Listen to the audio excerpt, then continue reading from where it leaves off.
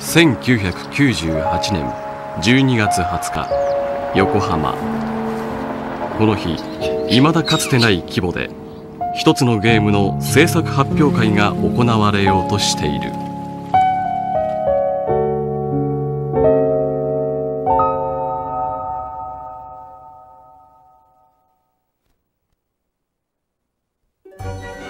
会場であるパシフィコ横浜には早朝から多くの若者たちの列ができた。彼らはどのような期待を胸に入場の時を待つのだろうか。ゲームの常識を覆すようなゲームを作ってほしいです。今バーチャ1が出た時の衝撃と同じ衝撃が、いやそれ以上の衝撃がきっと見れると思ってきました。結構友情とかそういうの出てたじゃないですか。なんですか、ディスクで。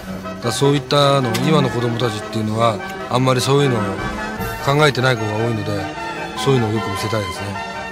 鈴木さんの作品ということで、朝早く来たんですけれども、とても期待してます。鈴木優、シェンムーでは監督・総指揮を務める。なんかあんまりいつもと変わらないいっぱい並んでますよ。そうですか。上見たくてね。ちょっと胃が痛いって。列をなす人々は彼の描いた夢をどのような思いで見るのだろうか。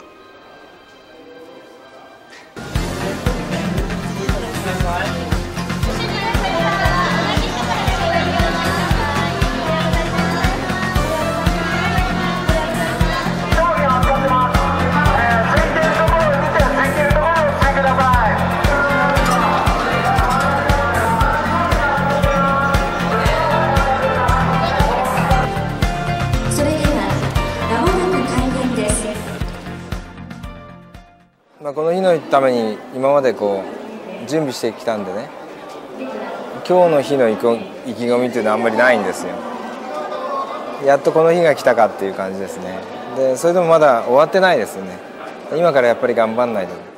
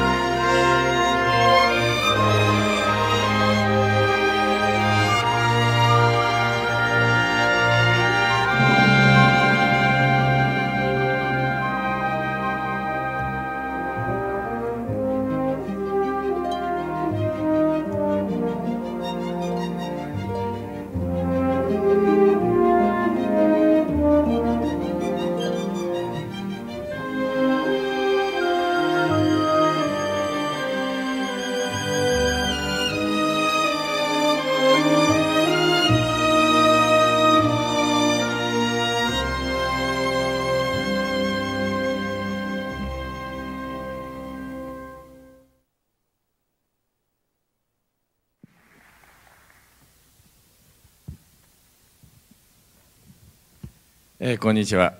今日は鈴木さんにいろんなことを聞いたり、あるいは司会進行、そういうことをさせていただきます。三枝茂明です。今日はゆうさんのドリームキャストの新作ということで楽しみにしてきました。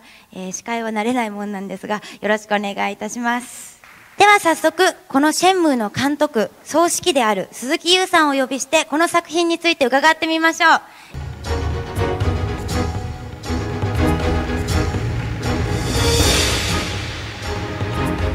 今回ドリームキャストのそのソフトということで、どうして家庭用のこういうソフトを作ろうと思ったんでしょうか。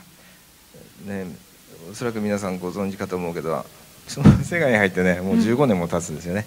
それでずっとアーケードゲームばっかりやってきてまして、アーケードゲームはやっぱりアベレージ3分ぐらいでね作って凝縮しなくちゃいけないのでね、どっかで3分の呪縛っていうのがありましてね、ゲーム時間をたっぷり使って、そういうゲームを作ってみたいなって。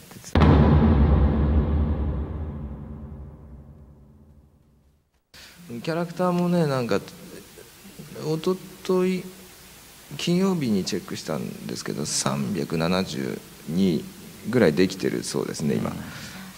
まだ増えるわけですか。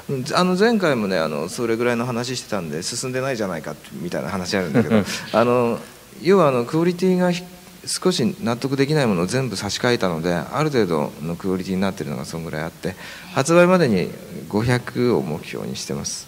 すごいです。キャラクターなんかあれですね、楽しみですね。そうですね。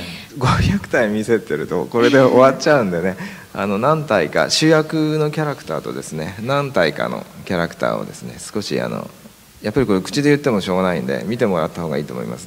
取りまとめたやつがありますのでご覧ください。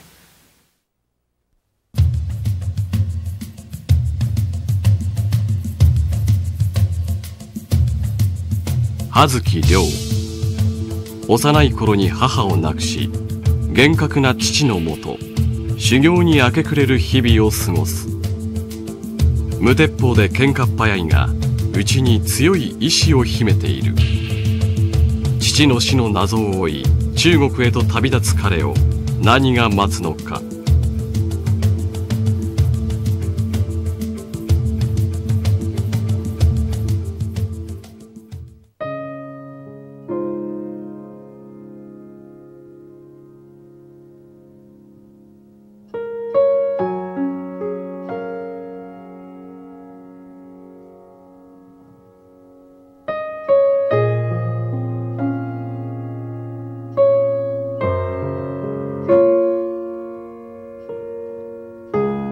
レイ・シェンファ。あどけない表情の裏には中国という大地が育んだ生きていく力と勇気が満ちている。純粋で素朴、そして深い優しさを持った不思議な少女。亮との出会いが彼女の運命を変えてゆく。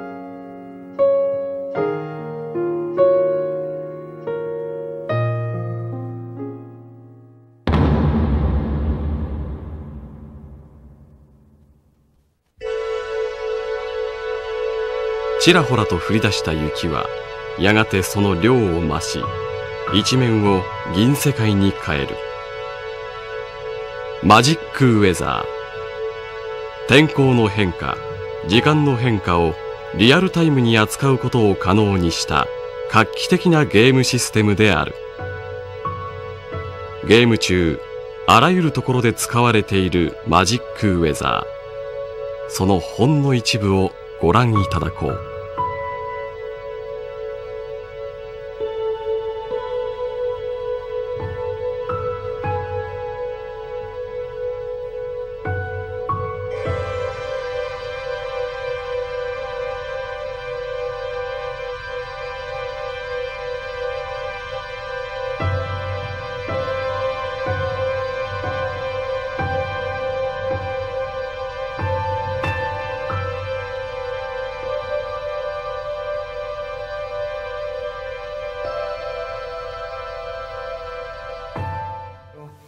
マジックウェザーっていうシステム名をつけましてやりました。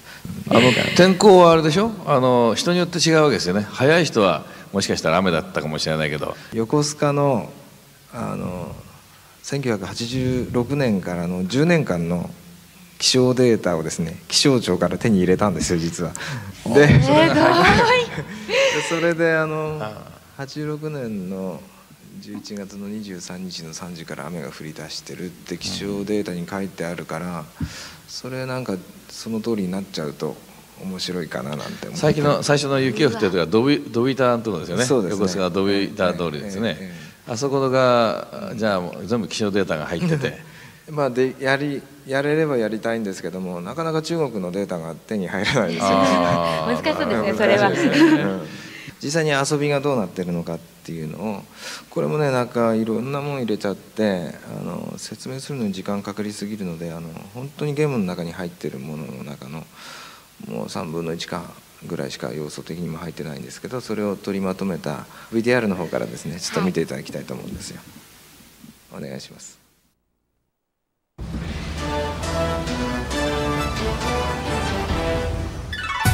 物語を進めていく上で重要な位置を占める人々との会話。話しかけたい人々に近づき A ボタンを押すだけで行うことのできる会話だが、ここには細心の注意が払われている。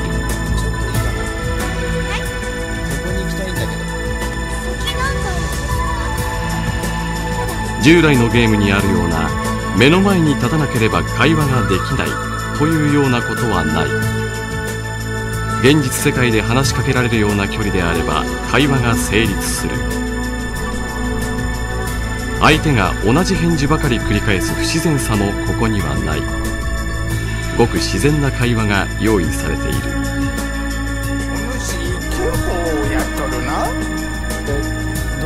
また会話はこちらが話しかけるだけというような一方的なものではない。相手からも話しかけてくる。イエス・ノー選択に答えることでプレイヤーの意思をゲームに反映させることもできる。その気がなければ話の途中で立ち去ることもできる。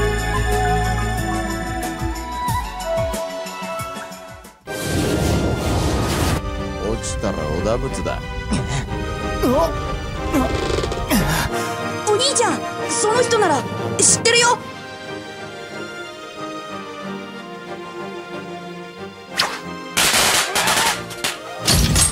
やべえ、またいつでも相手してやるぜ。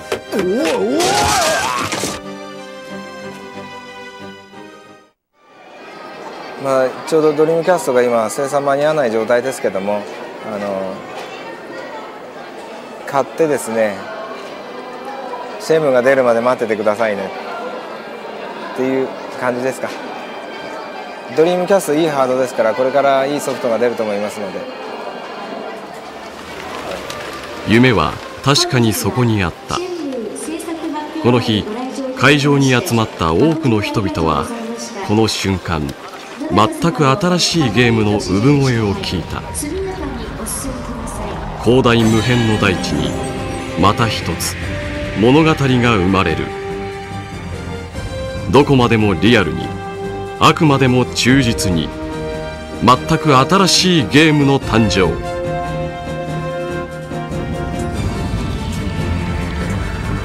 シェンムー。